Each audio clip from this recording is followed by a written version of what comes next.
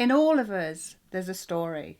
And my story is a particularly good story. And I really like telling people about it. I was born in a very poor situation, very, very, very, very, very, very poor. But I had a massive family, and I always knew right from the very beginning I wanted to be rich. I don't know how, but I did. Financially rich. So I worked my way up from nothing to work in the City of London. I built the biggest headhunting company.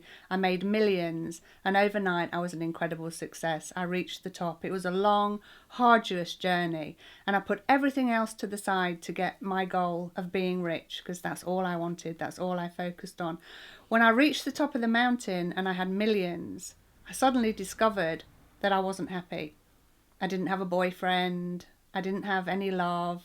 I didn't even have any friends that were true friends. And it was all just superficial. So my best friend got married. I went to Los Angeles to be maid of honor at the wedding. The brother of the guy she was marrying was best man. We ended up going out to Las Vegas for the night. We got extremely drunk, took lots of cocaine. I ended up 3 days later married to him in a hotel with dollar bills all over the bed.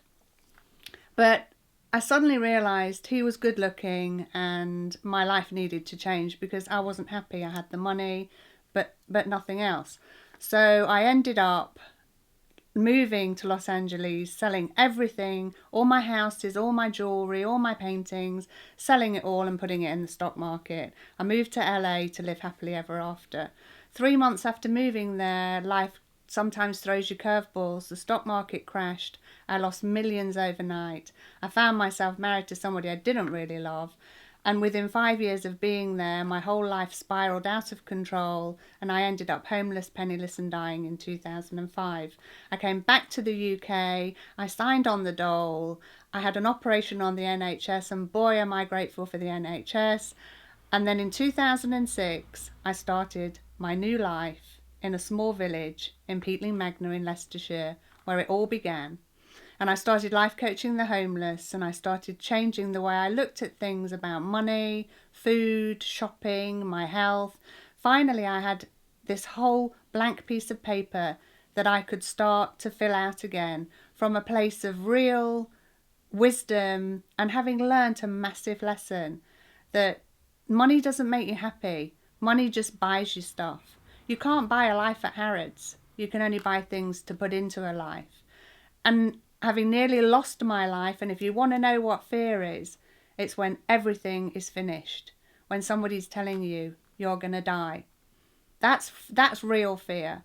So from this place of fear and poverty again, I've rebuilt my life. Only this time I now value the things that I didn't value before.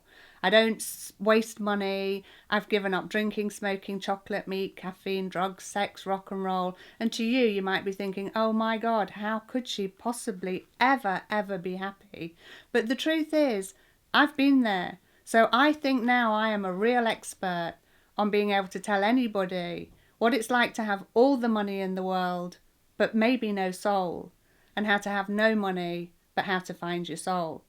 And the key to working yourself out is to believing in yourself, having confidence.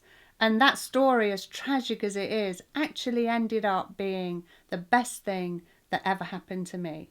And now I'm ready to share what I've learned with the rest of the world and hope to inspire all of you that maybe if you change the way you look at things, the things that you look at will also change.